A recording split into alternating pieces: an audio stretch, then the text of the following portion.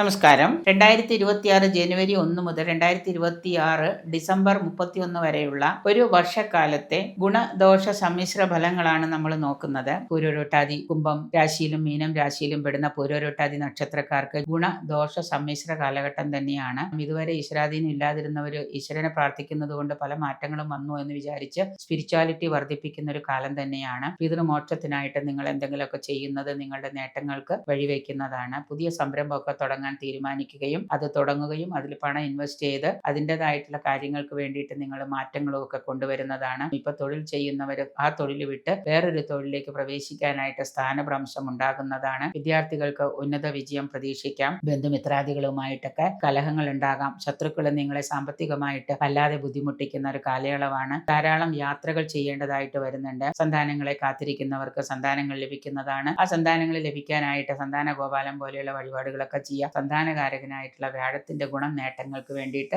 ആത്മീയതയും പ്രാർത്ഥനയും ഒക്കെ വർദ്ധിപ്പിക്കുന്നത് നന്നായിരിക്കും.